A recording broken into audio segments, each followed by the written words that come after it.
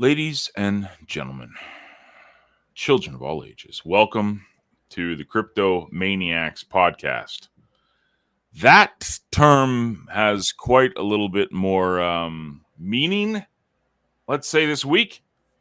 Maniacs, crazy, insane. Task, how's your week been? Hey man, it's been a lot of red, been hemorrhaging in my accounts, but such is life. And I show up each day and do the same thing. In fact, waiting for you, I was reading a post by Block Trades, which is always like reading before while passing time. Yes, Um, right. but very interesting stuff. In spite of the blood in the markets. Block trades is still out there thinking of ways of optimizing and speeding up the blockchain and one block irreversibility for delegated proof of stake.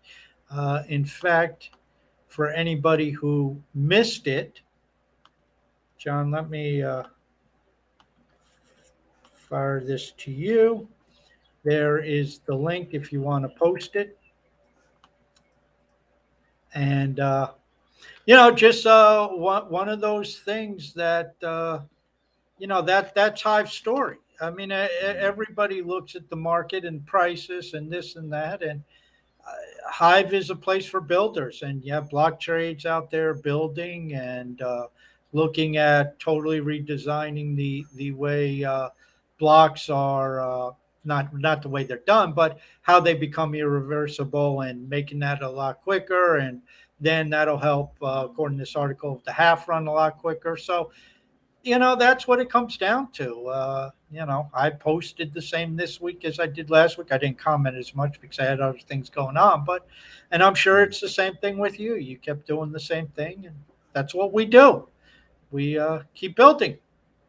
Yeah, I definitely didn't change anything. It gave me some good content though. Let me come up with that. Yeah, did you notice there were a few UST Luna stablecoin posts this week on Yeah, Earth? yeah. Yeah. Well, I mean, and before like we got a ton of questions to get into, so because that was kind of to be expected. But I'm not trying to like. There's some serious issues that happened with this over the week, and lots of concern, rightfully so. Um, but and I'm not trying to like make light of this at all. I literally, and this is how much of a hive bubble I'm in, man. I didn't know this thing existed up until a week ago. And I know it was a top 10 coin. I didn't know because, like you said, I literally show up every day. I put in the work. I keep creating. There's massive use case with the crypto that I love. I'm not, yeah, the price sucked. I saw it go down. It's horrible. It's awful. I mean, like no one wants to see everything in the red, but you know what I mean? Like it didn't, I didn't even know this thing existed. That's how much of a bubble I'm in when it comes to crypto. And it's a blessing and a curse. And I mentioned that in a post yesterday, but it sucks. It's pretty bad, but my days did not change, right? And I think that's what is so important about Hive is that the use case, the community is there. Yeah, it sucks. The price goes down, but it doesn't stop you from showing up here. So, yeah, that was my kind of big takeaway from the week. But lots of stuff that I got into too, right? Like over the post and why I saw it from the outside looking in, how this was an issue. As soon as you lose a peg big time like that, confidence is shot. And there you go. I don't know. What do you think? I think we got a boatload of questions, so it'll probably come up in the question section. Yes, we did. No. We What did. what what do I think? Reserve that to the end if we do not cover it in the questions. But I have a Okay, feeling it will come up in the questions. there you go. Perfect. Let's dive in. So, I aptly named the post "Crash Bang Boom." I'm not the smartest guy. Anyways, let's get into people's questions. Our Pren says low cost indexing brought equity ownership to the masses. BlackRock and Vanguard own the world on the back of their index products. Is indexing crypto, say the largest 50 by market caps plus a number of variations, a possible solution to the volatility? Sorry, I can't even pronounce this morning. In this new, at least for the masses, asset class. What do you think of indexing? No, because even with indexes, you still have extreme volatility in the equity market, uh, especially of late. And it's not as bad as crypto, but look at the size of the equity market versus crypto. Then you look at specific stocks that are heavy in the index, like a Tesla. I mean, Tesla will bounce all over the place. So indexing really doesn't help with volatility per se. Uh, and actually, indexing, in many people's view, is setting up the market for a bigger collapse than actively traded stock picking. And the reason being is with an index fund, everything is based upon the algorithm. And so money comes in, and until the algorithms change, it just keeps buying based upon the percentages laid out, Hmm. which is fine and sounds very logical. The problem is a lot of times these index funds have I mean, they got zombie corporations in them. So you might have only a small percentage, let's say 0.1% is going to company ABC. That's a zombie company. But when you look at real dollars, that's a lot of money that floats into a BlackRock or a Vanguard.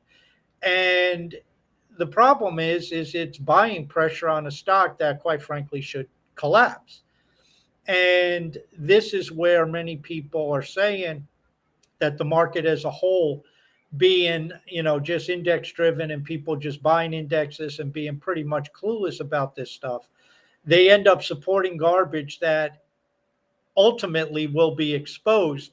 And the exposure comes when there's a major recession, when there's a Right. major crash, and then when you have bad things happen economically or in the markets. Obviously, it's the emperor standing there when the tide goes out, and you just look around and say, okay, which people have bathing suits on and which people are mooning you.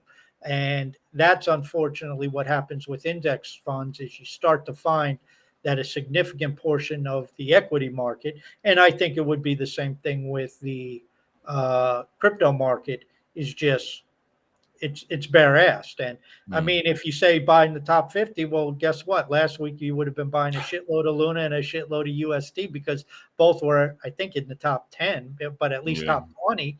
And look how that worked out. So you wouldn't want index funds keeping on buying that stuff while that stuff is crashing. So, that's the problem with actively managed funds and active investing. People pay attention to, but crypto volatility for the most part is, in my mind, due to the size. Right. And the other part of the volatility is it's like I've talked about before, it's risk on, risk off. And since it is technology, since it probably attracts the same type of investor, it actually mirrors high multiple tech stocks. And that Hmm. kind of makes sense because, the same type of investor who will get into a Tesla or an Amazon will probably get in crypto more than an investor who buys Procter and Gamble or Yeah. Clorox because, that's a different type of investor. There you go. Good question. Good answer. My Path to Fire says, what makes Hive different from all the other altcoins getting wrecked? I love the way people spell wrecked in crypto. It's the best. Oh, John, was this the extended version of CryptoManiac question and answer? And we could go on for 3 hours on what makes Hive different.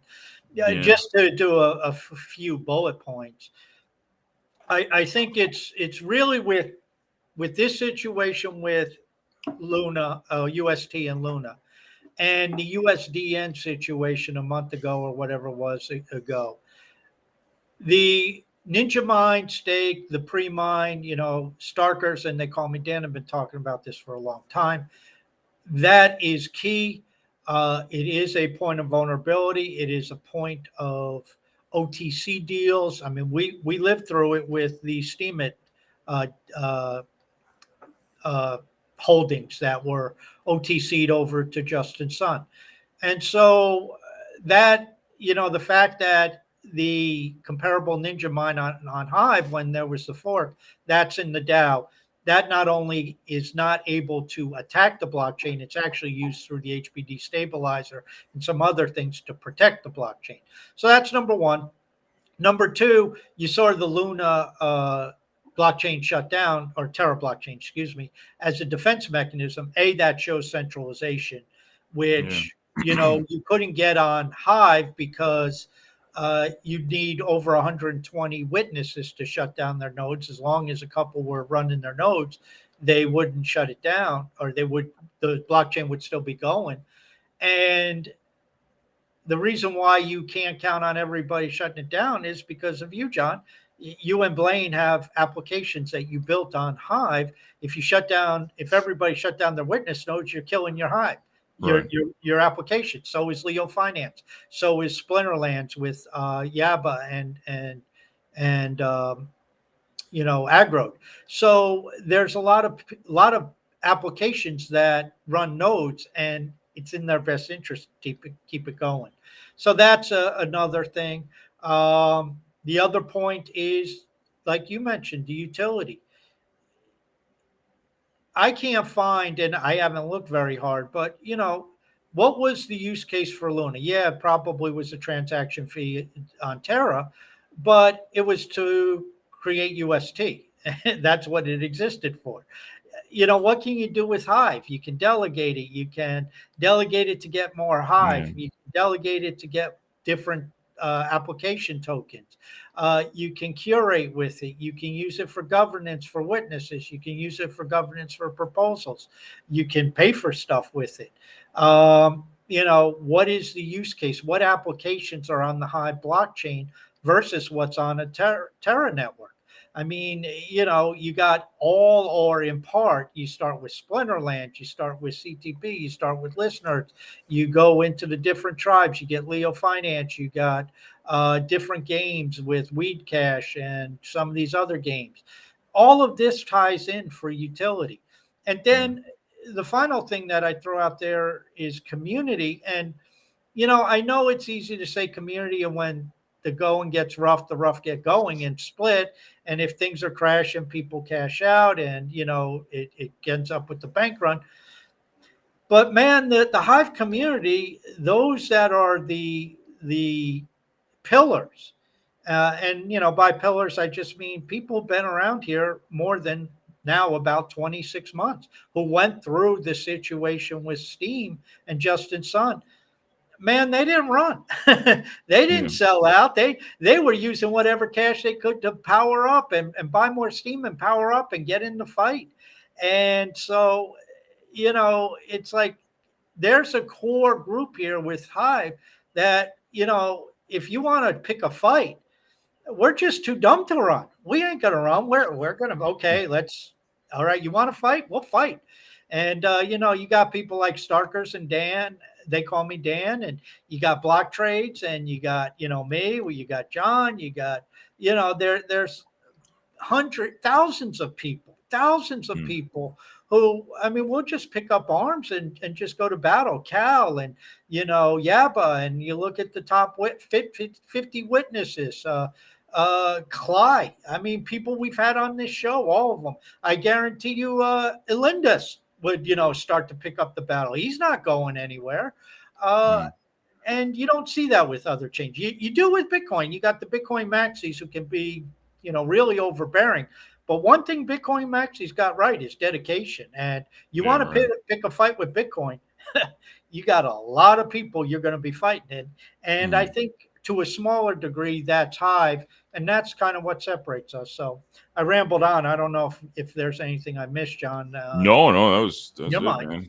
Use case. Like, well, I'm using it right now. Like, this is streaming on Vim. It'll be Yep. uploaded on 3Speak. Yep. We're using it, right? Yep. I don't know what you could do with that stuff. Again, I was completely ignorant to it about a week ago. But everything I've seen is that you're looking at price. That's what it was. It was price. There was a lot of money behind it, and it was supposed to be the stable coin of stable coins. Well, there you go. Anyways, NFTBG is up and says, "What can you say to those hivers who feel like they're missing out on an opportunity when almost everyone is afraid? What can I say to them?" Kind of just echoing what Tass just said. I mean, first of all, this thing was built through a fire, right? We were Mm-hmm. crafted in a furnace. Mm-hmm. Splinterlands was crafted in a furnace. The Hive blockchain was crafted. Like, this is not new for us. like seeing drama and seeing prices go south and seeing people saying the end is here is not new. This is stuff we've been through. So anyone that's been afraid, I'm just going to tell you, your future self will thank you if you stay the course and keep showing up right now. Keep stacking the chips, keep showing up. Beautiful things will happen. I just had an epiphany, John. This is how we are on Hive. I just had this epiphany as you were sharing, and you triggered this with me. Over the last 5 or 6 days, obviously the focus has been on UST. That's been the focus on Hive and Leo Finance. A lot of talk, a lot of discussion. Yeah. Notice during that time, there's been no talk of the vote wars. And Yeah. and the epiphany that came to me is, you know, not only do we on Hive know how to deal with drama, we create it. If there is no drama, we create it because we just can't let everything be. So if the whole crypto universe is calm, we're just going to stir the pot. And then if somebody else is stirring the pot, if there's major chaos from outside, okay, we don't have to do it anymore, but we're still comfortable in the mud. So, it's just like you said, any of us who went through the end of 2018 or 2017, excuse me, and the high there and the mountain we were on, and then the peak in January of 2018 or whenever it was, and then the downhill sloth for the next 3 years or whatever it was. You get slapped around like that. Now it's just like, okay, well, another bear market. Who cares? Bitcoin will stop where Bitcoin stops. I don't know where it'll stop. And, on Hive, we just keep building. And if you have any extra fiat or any other tokens that, relatively holding their value, watch the price of Hive. And when it looks too attractive to you, add to your position. I mean, resource credits are needed. And just think, a month ago or a month and a half ago, to get 100 high powered or whatever that equates to in resource credits cost you $150. Now it costs you, $47. So it's a lot easier to get those resource credits and load up, power up, and grow your influence. Yep, absolutely. Thank you for the question. NFT Ben Thomas is up. He said, "Interesting. Don't you think that everyone gets all hyped up, told to put their extra funds into cryptos, which they do, just for there to be a sudden crash and decline for the next few weeks, depending on how much money there is to bleed from the plebes?" That's another fun crypto word too. Plebes. I like that one. What is that? What does plebes mean exactly? Like just everyday people? Like, no, in the military, a plebe is a bottom of the rung, no influence, always gotcha. slapped around, picked on, and so you and I basically gotcha. Right, perfect. Yeah. No? Well, no, we're admirals, John. You and I run this show. Jeez, dude, if I'm an Well, admiral, at least CryptoManiacs. This ship is sinking, man. At least CryptoManiacs. I mean, outside of that, I mean, okay, we're just two buffoons who post on a permissionless blockchain. The reason why we do that is they can't stop us. But anyway, no, listen. Retail money is always the dumbest money, and that's in any market. That's not exclusive to crypto. I still remember what dumb money does, and I remember this in the great financial crisis. People I worked with, their investing was limited to their 401k. So they had this money in their 401k, And what they did is they, kept putting it in every 2 weeks, and that's fine. And the market goes up, up, up, and up, and then the market crashes, and then there's the talk, and all of a sudden it becomes, into everybody's consciousness that the market's crashing, and they're watching, and they're watching the money go down, down, down, down, down. And what do? They sell out. They get to the pain point where it's too great. They sell out, which I can remember my service manager. He said I had enough. I'm retiring in a few years. I got to get out of this. And I'm like, you already wrote it down like 40%. It's like we got to be near the bottom. You can't pick a bottom, but you get an idea of when it's close. And of course, he sold out, and over the next few years, the market started to move the other way. You say when everybody puts money in, but it suddenly goes down for a month or two. That's just a perception. It's a misguided perception because retail money's been piling in, and it'll go down. And you know, we've been moving sideways to down in Bitcoin for 6 months now. So, what's your approach? If you're trying to time the market, my hat's off to you. John and I don't operate on that approach. We just show up every day. We keep building. We don't look at our USD, USD pricing, or in his case, CAD pricing of our accounts. We just keep adding to our bags through activity, through whatever mechanisms. The bull will return at some point. I don't know when. John doesn't know when. And if you're Blaine just showed up in chat and said, "Sell everything now and cut your losses." So that's one approach, and it's prudent advice. Cut your losses while they're fresh. And Blaine may be using a little reverse psychology, because watch out, he may have a little Goldman Sachs in there where he's telling everybody to sell, and he's sitting there on a bag of loot, ready to buy. Just hope. Blaine Jones will be our guest on the 24th of May, so stay tuned for that.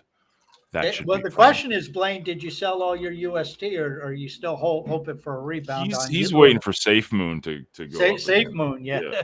Me and him are Safemoonians, or whatever they're called. Anyways, but yeah, what Ben said in this comment is brilliant. He's like, people should not be putting in more than they can afford to lose. And I know that's like beating a dead horse, and that's what everyone says. And not a lot of people live by it. That's the problem. Everyone says it. Not too many people live by it. And Ben continues, says, ups and downs, that's just part of life, and that's what the markets are going to do. Exactly. So what you say is brilliant, but it's harder said than done, apparently, because people putting in more than they can afford. They're putting in stuff. They're putting their child savings funds and college funds into this stuff. Don't do it, folks. It's bad for you. There will be ups and downs. The problem I have, John, with most people is they think markets should only go one way, that, everything should moon, like Blaine said, Safemoon to the moon. So, yes, you guys lived through enough of Safemoon bear market, so maybe there is a bull out there for you. But, it seems like everybody expects, the market, when it goes up and up and up, they're not complaining that, this isn't natural that a market should just go up forever. But then the second the markets turn, it's like they're depressed, and it's like this shouldn't be happening. It's like, what, should the markets only go up? Makes no sense. That's insanity. Blaine and I were messing around with Safemoon months ago, right? I put $50 in right now. My Safemoon is now worth 61 cents. So. Well, proportionally speaking, you're doing better than if you put your $51 in last week into Luna. Yeah. Not good. Hello, Boomy. Welcome. Jimmy is up. He said not too long ago, upvotes were giving us a good return, even if there wasn't many of them. Now the upvoting could be healthy, but the return is low. What is one thing you would suggest someone on Hive who hasn't experienced a downturn before so they can stick it out? Personally, I just grind. So it's an observation and not a concern on my part. This is what I always say. The rewards pool doesn't change. What changes is that there's going to be less people competing for it. every day. When prices go south, just like Tass said, like if you guys maybe you weren't here on the previous blockchain, late 2017, early 2018. Everyone and their mother was on the blockchain. They were producing content, they were uploading videos, they were like, this is the greatest blockchain ever. Yeah, because the price was so high. So the rewards seemed like you were getting a lot, but it was fewer to go around because everyone was upvoting, everyone was really active. Now that there's a downturn, now that the bear market is here, there's less people that are excited, less people showing up. Guess what? Task is still going to be upvoting people. I'm still going to be upvoting people. So your chance of sticking out now from the crowd is a lot better than it was 6 months ago to a year ago when everyone's rah, rah, rah, rah, rah. It's really, really, really easy to pick a winner when Task said everything is going up. Really easy. Really easy to get excited when everything is going great. What I would tell people who have not experienced a downturn is now is the time to stack. Now is the time to accumulate. Now is the time to be in front of people, and you stack and accumulate by being in front of people on this blockchain, especially in the tribes. So it's not financial advice, it's activity advice. I would urge you to be active on Hive now. I would just add to that, if you post one quality article a day, post two. You're a machine. You're going to stand out. Well, I'm not saying that for myself, because then I'd post 8 and that would get people upset with me. But if you're posting an article a day, you want to take advantage of the downturn via activity, double your activity. Because now, like John said, you have less competition out there. So now's the time to increase your activity. It's like they say, in bear markets, you build, because developers have less job prospects. That's when you really put the pedal to the metal and you start building. It's the same thing with our Hive and our blogging and our brand and all that other stuff.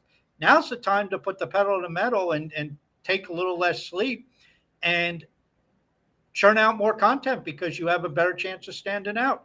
And then when the bull returns and all those people, we start to see those people, oh, I'm back. Yeah, exactly. It happens. You'll be known. And those people will just laugh out like we always do and say, oh, who the hell are you? I'm back. I had life issues. Things got in the way. I'm back now. Right? Like, happens all the time. I'm having life issues now. I'm not going anywhere. So I get it. Anyways. Fiber Frau is up. Hello, Kimberly. Thank you for your question.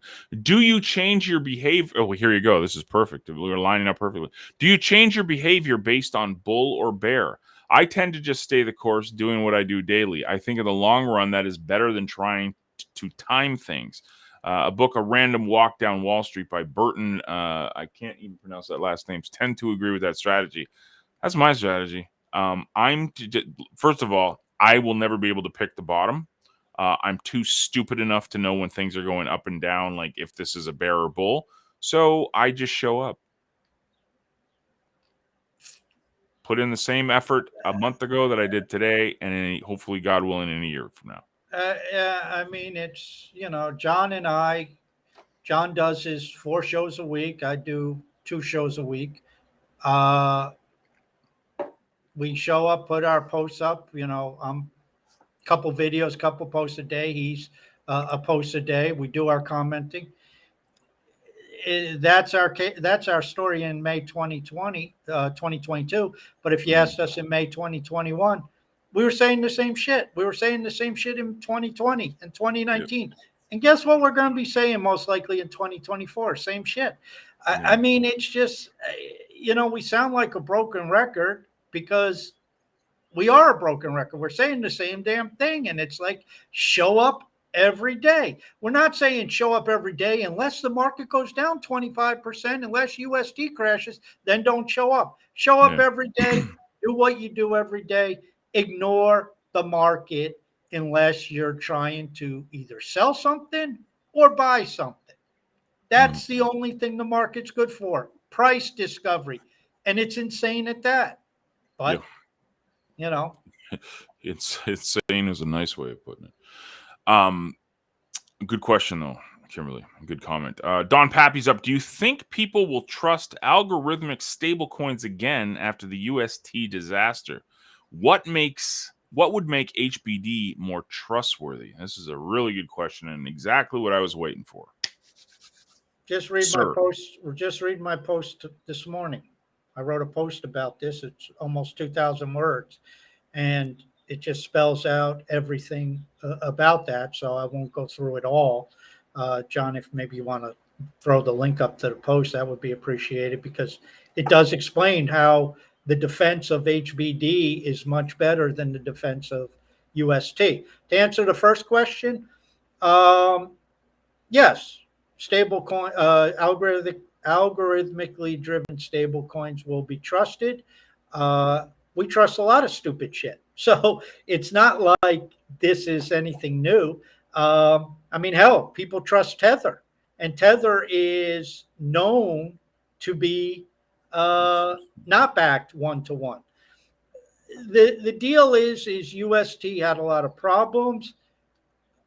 HBD, UST basically will leave aside the fact that it was a potential rug pull, to potential inside job. The biggest problem with this UST situation was somebody got a hold of a whole lot of Luna OTC.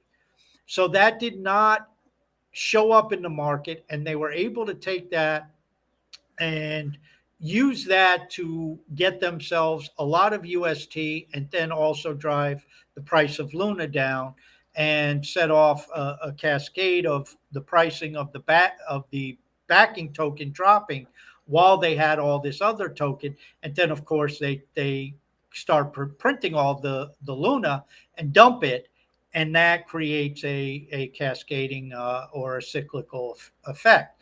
Now, Hive has a lot of things going for it, HBD in particular. But the first thing is it's a pain in the ass to get a lot of Hive. You can't go get an OTC deal on Hive. So if you buy it, you're going to start to cause an impact on the market, which is going to start to awaken people to what's taking place. That's number one. Number two, the conversion of Hive, you take a 5% hit right off the top when converting from Hive to HBD. So that's a deterrent. Then you get, within a few seconds, you get your HBD, but you only get 50% of it. The other 50%, you got to wait 3.5 days, and that can go up or down based upon the price of Hive and the average over that 3.5 days. That's a huge deterrent. And by the way, if you go and flip it around on the other side and you take your HBD and try to flip it to Hive, same thing. You'll get 50% of your Hive immediately, but you got to wait 3.5 days on the other side. So all of this is putting time factors in. And then you got the haircut rule. Then you have a whole bunch of other stuff that's out there that it's funny because all this stuff we complain about with HBD that's causing growth to be stagnant and preventing us from growing very quickly, like UST did, is also protecting us from blowing up just like UST did. So that's where I see a difference and why HBD is going to be a more trustworthy stablecoin. And if you notice another point to this, and Eco Instant, good friend of the show, he's been on a number of times. Echo Instant wrote a post yesterday, John. If you want to pull that up, I highly recommend people read it. He talked about, and I think he reposted one on Peak D, so it's like his third one down there. It talked about the fact that the peg on HBD dropped, but he analyzes the external exchanges. Upbit has 2.2 million HBD. Well, outside of Korea, nobody can use Upbit. Bittrex has very little volume. There's 25 million HBD, 16 million of them are in the decentralized Hive fund. So then we have all the HBD that's locked into savings. So when you look at it there, the external exchange, which is what CoinMarketCap reads, saw the price of HBD come down. But through this whole time, I was watching on the internal market, the peg held. Yeah. The peg was right there, 99 cents, a dollar, dollar one, dollar two. It was right there. And the volume got up to almost 400,000 the other day. So Yeah. we have these mechanisms in place. Does that mean we should stop, or should we keep questioning and adding more? I think the answer is obvious. We should keep questioning, learning, trying to add more, always working on security. But I think we're in a fine place right now. This is and there's a couple follow-up questions here. Some more members of the community wanted to know about the Terra and UST stuff, but They Call Me Dan did an amazing tweet yesterday, and I highlighted it, and it almost made my my post of the night. I was going to make my entire blog post about this tweet, but I ended up doing the Cal's tweet for my post. But anyways, this is what he tweeted. He said, I know the parameters aren't sexy. This was 17 hours ago. 3 months staking with 1 month voting delay for governance voting. 3.5-day conversion from HBD to Hive. HBD haircut rule at 10%. But everything Hive has done has proven to be the secure route. We aren't here to be exchange friendly. We are here to change the world with Web3. I freaking love it. I love it. That's the big middle finger to all those exchanges that who was in bed with. That, like, we're not here to panter and cater to these people. That we're here to panter and cater to the community. And I think that's the main difference between, and this is, what's going to, the couple of the questions coming up. The main difference to me is that what backs Hive is community. It's not big VC. It's not big VC money. It's not Ninja Mind stake. It's community, and that's what matters. And if we are crypto, we're decentralized. We want to change the world. Do you want to be in the pocket of one dude who can basically shut down a blockchain? Because that's what happened last night, guys. That's what happened. Or worse, do you want to be the builder and build on a blockchain where it could be shut down with the flip of a switch? One thing is that I have to highlight, John, and Dan does a great job with that. And how often do we hear the bitching and moaning? Oh, the power downtime, 13 weeks, 13 weeks. Yeah, we got to get rid of that. It should be instant. It should be 1 week. It should be all this. And it's like times like these, we realize, no, it's a security mechanism. But what you mentioned about Hive being backed by community, I would go back to utility. And I think we're both saying the same thing.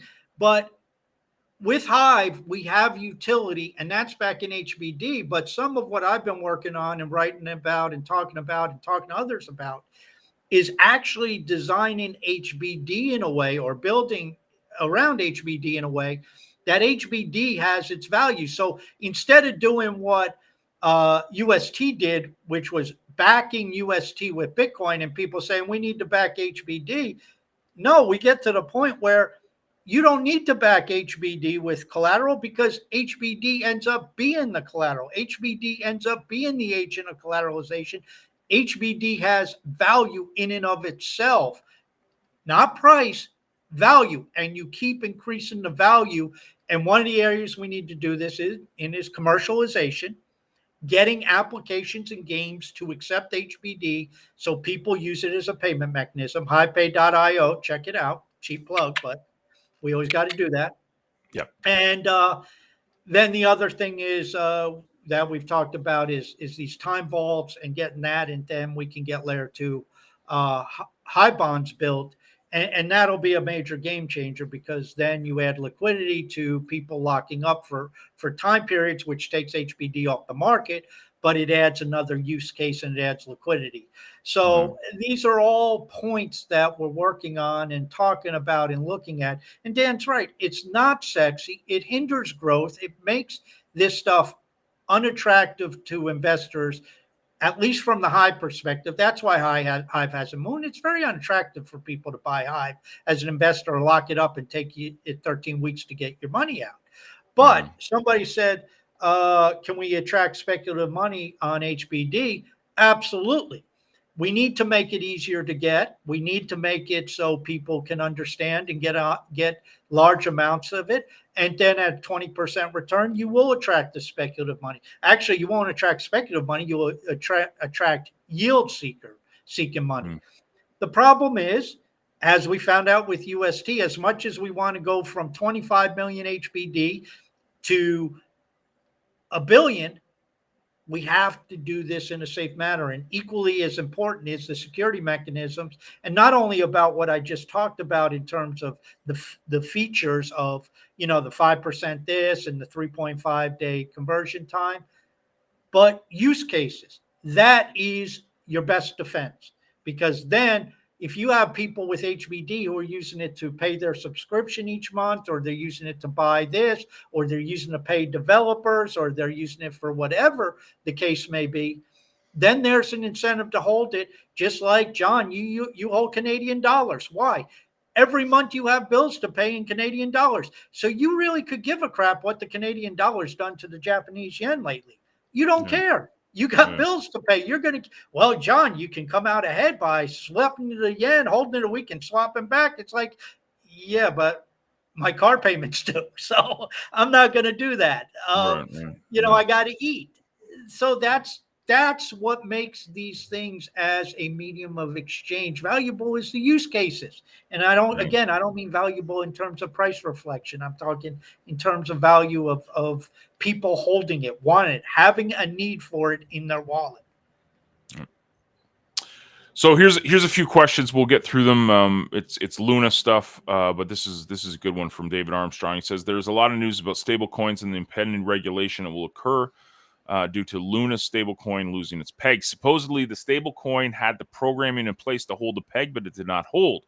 Then one of the founders is bringing in a lot of capital to get the peg back in place. I am confused about stablecoins that are not stablecoins. What is the big difference between USDT or UST and HBD? And why do we believe HBD will not act in the same manner when more users enter into the HBD market? Read my post. The big thing is we don't have a founder that can get VC money, right? I mean, that's a big one right there. Like, if HBD goes to hell in a handbasket, there's no one to call. We can't call up CZ and say, hey, buddy, can you stop withdrawals? Because it's just, there's no one to go to.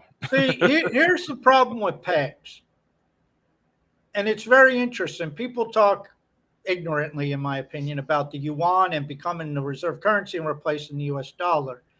And over the last 30 years, the yuan, which is pegged to the dollar, has broken the peg on numerous occasions, often by the Chinese themselves when it's in their interest to break the peg. And yet, breaking the peg's not the end of the world. All pegs will get broken because markets aren't, always in equilibrium. The thing is what is the resiliency and what is the ability to return to the peg? And then you get into how far does it move and how long does it stay out and all this other stuff. And yes, when you have something as big as UST, the minute it moves 40 points off the peg, you got problems. You got major problems. When you have something like HBD that moves 17 points on the peg on the external exchanges, yet the internal exchange, which has more volume, was holding the peg a lot better, that tells a much different story. And HBD is often out of line with the peg. We're never usually at $1. We're usually typically between 97 cents and $1. Then we'll jump to $1.02. And the big thing is the range. The range has been closing down. We hope to keep closing it down. We need to keep working on things to keep tightening the range. And, ideally, you'd like to gravitate between 99.8 cents and $1.02 or something like that. But, it's a process. So the pegs, all pegs get broken. It's an impossibility because your peg is held together by the market.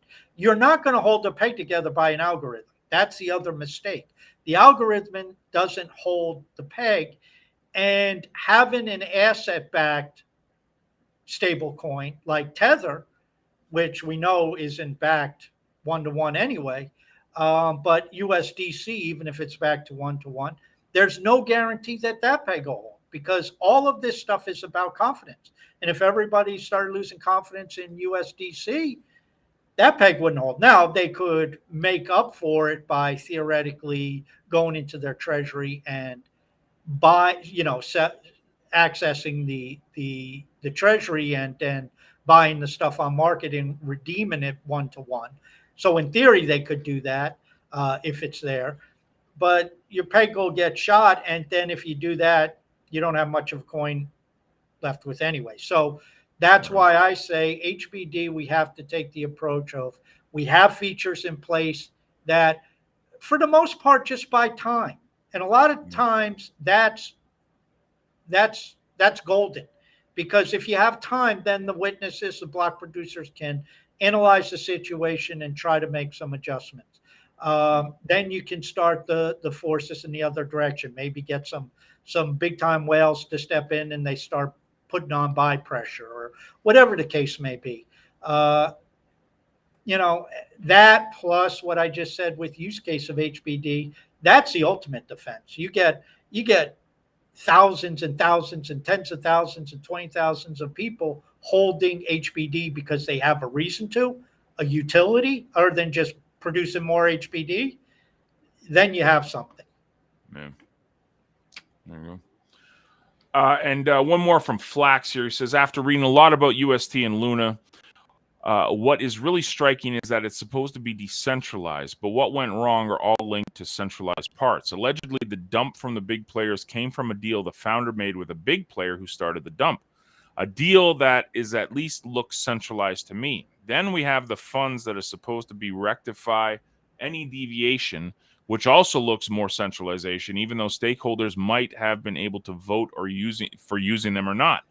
I am not sure if I got all the details right, but I think that the centralized parts broke it. The only semi-centralized part about HBD is the HBD stabilizer. But what will really save HBD is the decentralization relation to Hive. It does not mean it will not go down in value, as we have just seen. On the chain conversion also cuts off at the haircut level, which is another thing to mitigate the attack like the one on UST. That is my take, and do your own research. So this is why I think, like you said confidence. This is what's really important. There's, like, let's be honest, most people are speculative in crypto and they have zero confidence in crypto. When crypto's going great, they love it. Oh, I'm diamond hands. Ooh, I got laser eyes. Yeah, I'm crypto. Things go down, what do? It's too much volatility. I got to pull my money out. So the stable coin was supposed to be the safe haven for that. It was supposed to be this is the sure bet. You never need to worry. Park your money here. It's always going to be one to one. What is a benefit to Hive is, just like you said, the HBD moves and we're okay with it. It goes down to 93 cents. We don't lose our shit. It goes up to 101. We don't go nuts. We are a stable-ish coin. And just what you said, I think is so important to note. Why this stuff matters is because people put the confidence in something that they can't be confident in because it's not going to be foolproof. But if you're more lenient, like Hive is with our stable-ish coin, we can take a punch in the gut a little bit more. When people see a stable coin go to 96 cents or 98 cents, they're losing their mind. And I think this is what we saw, is that confidence was shot, completely shot. So that's well, to answer the deal, I mean, yes, it was centralization. That's the problem. There was the OTC deal that put an immense amount of Luna in somebody's hands who had the foresight and the ability to take advantage of it. And for all we know, it may have been the founder. We have no idea who pulled this off. So that variable is not in play with Hive. I mean, even if block trades wanted to do it, which block trades has no inclination of doing it, you're still only going to get about 3% of the Hive that's out there. So acquiring a huge basket of Hive to pull something like this off is very difficult, and you're going to have to do it on the open market for the most part. So that's Mm, number one. Number two with this is the mention that, well, the only centralized part is HBD stabilizer. And I would say that's only because that's the only one run. Now, keep in mind, anybody could build a replica of HBD stabilizer and submit a proposal to the DHF for funding. And in fact, if somebody did that, I would presume it would get voted in. And mm, then you could have two uh, bots essentially out there receiving funding and basically doing the buying and selling and being, um, you know, stabilizing forces, if you will, on the internal market. So we could literally get 6, 7, 8, 10 different apps running, or 10 different bots doing the same thing if we wanted. And those are not centralized, in my opinion, as long as the bots that do it do like Stabilizer does and puts it back into the DHF, because now it's benefiting the community. And anybody who owns high power technically benefits from that because the treasury in the DHF keeps growing over time. mm, So that's really where, yes, we have that advantage of decentralization. We have that advantage of token distribution. And these are areas or layers, if you will, that protect Hive and insulate Hive against these type of things. And now to look in the chat, is USDC okay? Is USDC a bank back? Correct. USDC is owned by Circle or run by Circle. Circle has applied in the United States with the state of New York for a banking license, which means that opens them up to auditing, which, since they voluntarily have done this, this means that they most likely do have a backing of 1-to-1, because quite frankly, I can't see them volunteering for this if they weren't, because right. the second the audit is put down on them and they have to be audited, the the tide would go out and they'd be naked. So I have a feeling they're okay. They're growing at a much slower rate than Tether, and they're volunteering for the compliance before the compliance is in place. So just to answer those two questions there, I use USDC as an example, but I think the trust in USDC and a move like this does enhance the trust in the minds of people. Mm. There you go. Good stuff. DevPress says, I was thinking lately that can Hive platform get its own P2P? I have noticed that we would Get its do own what? good P2P, Oh, peer to peer, by directly exchanging Hive and HBD to our local fiat if required. Do you think Hive should have a Binance P2P like service at some point? I don't know if you can do that. I mean, first off, Binance can only do that because they are able to deal in currency, and the bank, I guess most they do that is in Nigeria, and I Mm, guess the Nigerian banks accept that. I don't know if that's even possible. And with Hive, I mean, maybe it is. I mean, that's yeah. more for developers and people who know the exact banking laws. I mean, a block trades would know more about that stuff. But then again, I mean, as Block Trade shared with us when he was on the show, the United States is a pain in the ass because you got to get the banking licenses are issued in each state. Mm, So a lot of this stuff you have to do 50 times over. So it's easier to deal with the EU and stuff like that. But I don't know. Dealing with fiat opens up a major can of worms, because then you have to come under the banking laws because you're right. using their fiat, unless you can really get a way around it. And I guess Nigeria, the banking laws are, well, we don't give a shit, you know, about peer to peer. Yep. But I can't see the U.S. banking laws allowing that, but maybe they do.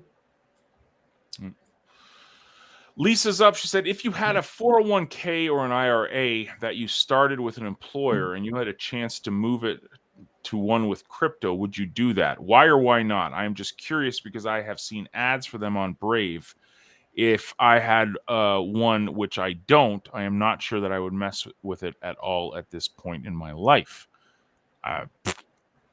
Well, it depends on who's giving it. That now you're dealing with, again, you're dealing with third party counter risk. And if it's a Fidelity, which I believe they're starting to offer it, that's a different story. If it's Django Inc., you might want to be careful. Come on, man. Why has it got to be Django Inc.? We're great. We have great reputation.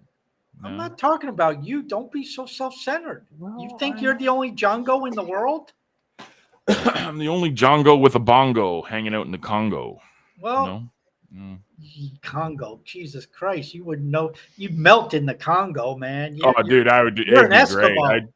I'd be sweating just breathing. Yeah, but that's the deal with all of this stuff. It all comes down to trust.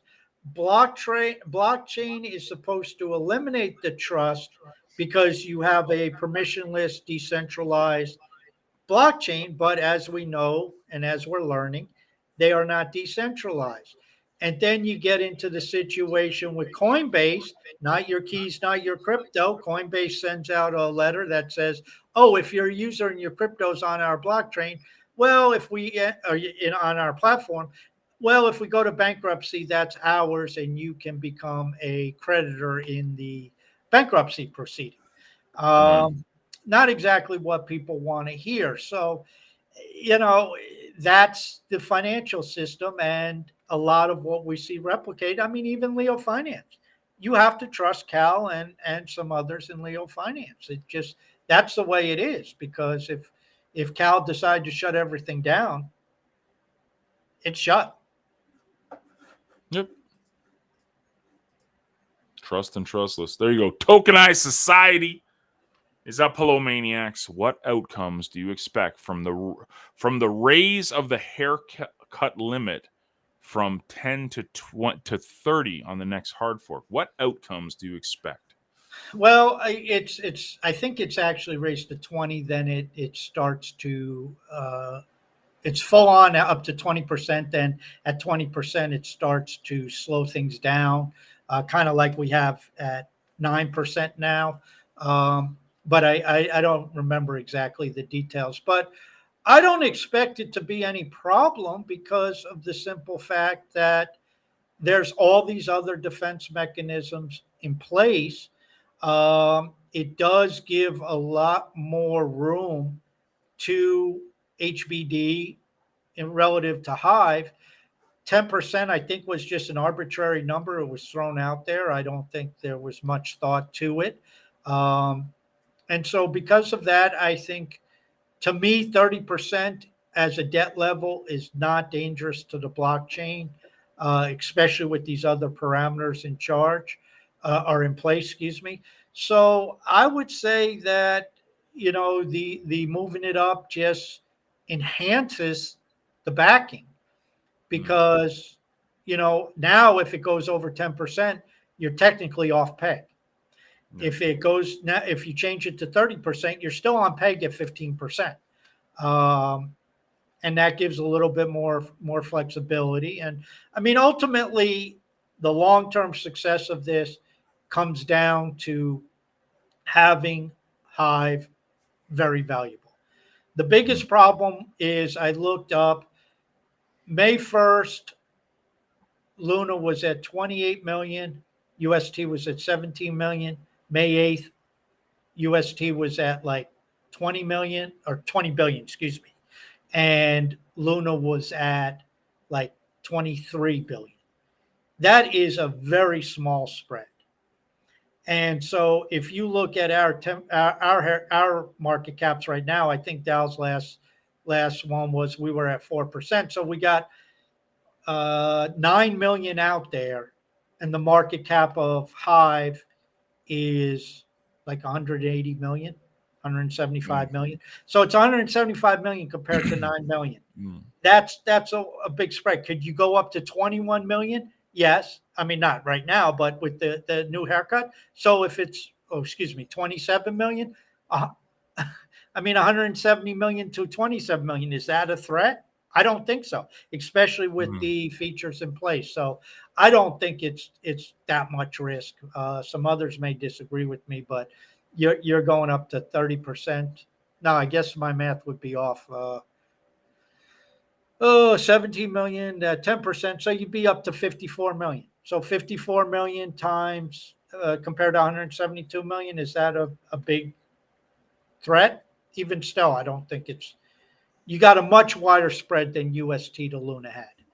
And so the point is to get to that same spread, Hive long before that would stop printing USD. And they would stop the conversion mechanism, and they would not allow people to pile on by taking their Hive and getting HBD, because that would be stopped. And you could probably do something with the HBD stabilizer to make it one-sided, where it just propped up the side that needed to be propped up. I don't know if you can, but. And finally, Amir, the awesome one, the legend that is Amir, one of the top creators in the listeners community. He said, "I'm literally planning 2 posts a day during these downtimes. People forget that Hive is a community before it's a coin." Yeah, I mean, well, if in Task's case, he'll do 8 posts a day. No, I won't do 8 posts a day. No. I'll add more comments, but I was off commenting. But I still beat Cal, so I had one of my worst commenting weeks, and I still beat Cal. So, dude, he's just an amateur. You and Cal going head to head with Belimo too. It's exciting. Jay Fang is always on the top list there. Yeah, it's yeah, that's and what Barb said there. It's the community is special. It is, and that's what matters. Because crypto's going to go up, it's going to go down. There's going to be attacks. There's going to be bull runs. There's going to be bear markets. There's going to be hostile takeovers. There's going to be influencers that talk about crypto and then never use crypto. That happens? That happens. Really? Yes. It's crazy to think. But the community is what matters long term. It surprised me. I thought all those people on YouTube were, using crypto and crypto applications. Oh yeah, do you see the Cointelegraph thing this week where they did the top social coins, and they had a couple coins I never heard of, and then Steam. Yeah, I didn't. I saw a post on that. I kind of skimmed it. It's. I just work here. Guys, don't pay attention to price. Price is great. It's fun, but don't get hung up on it. Worry about the people. Worry about the use case. Worry about the development. What do you see on that side of the coin? Pardon the pun. I am a firm believer that in this game, builders will win. And those who are out building and developing whatever realm they're in, whether it's building applications or games or whatever, or building their brand, building their, building up their wallet. I mean, that's part of the deal. Showing up each day. I mean, I guarantee you over the last week, Block Trades and his group have been at it every day, the same as they were last week. And, Cal and his team of developers has been at it. And, Blaine's been coding when Blaine's been coding. I mean, it's just, how many different ways do we say the same thing, John? Show the hell up and do what you do every day. If you're a developer, keep hacking away at code. If you're, a content creator, keep creating content and engage and get involved with the community. Yep. That's Blaine just says he just works here. Yeah, I know. Blaine's Next busy, week, man. Is it on Tuesday? We have Blaine. No, we got McFarhad on Tuesday, McFarhad. And then the following week is Blaine. So I'm really looking forward to the. Dude, Blaine. I'm looking forward to McFarhad, but dude, I don't know if I should even be there for the Blaine show. I think you should just do it, you and him, because like you don't. It's Well, I'm let me say this. I thought about this, and I'm kind of questioning how this is going to go. Because there's like three ways this can go. Either like I'm like the interviewer and you two are like the interviewees, or I'm like you two are like brothers and I'm like the referee, and and breaking you up, or we just have a nice conversation among the three of us. Now the third, I don't know if that's going to happen. I just work here.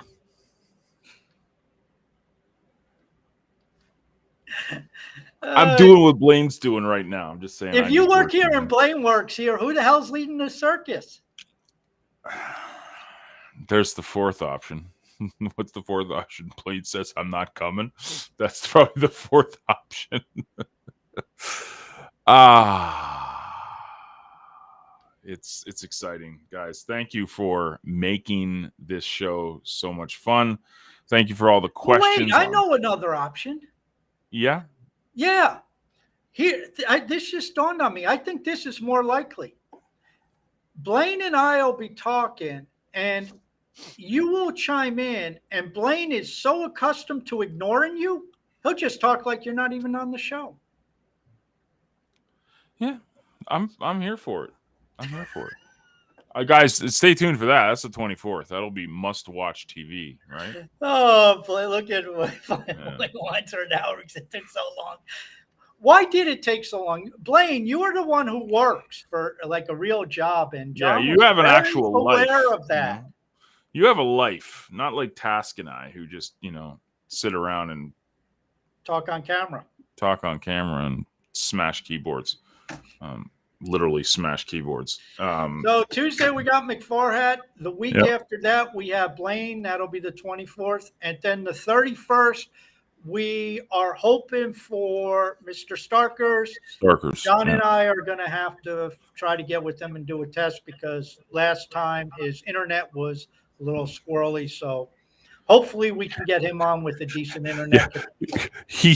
We don't know which stand he's in. He could be in Uzbekistan or Kazakhstan or one of the stands. Because hell, by now he might be in Cambodia. Maybe he went to Southeast Asia. Who the hell knows? Dude, that guy is like, where in the world is Carmen Sandiego? Like, it's just, he's everywhere. It's great.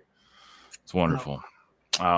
Guys, have a fantastic weekend. Be good to each other. Don't pay attention to the price, guys. Like, go out and smell some flowers. Make a post. Post a few comments. Comments are good. Hey, for every 1 cent drop in the price of Hive, that's how many comments you put up for the day. Right. How's that? So if it drops 10 cents, you put up 10 comments on Hive. Okay. There you go. Later, guys.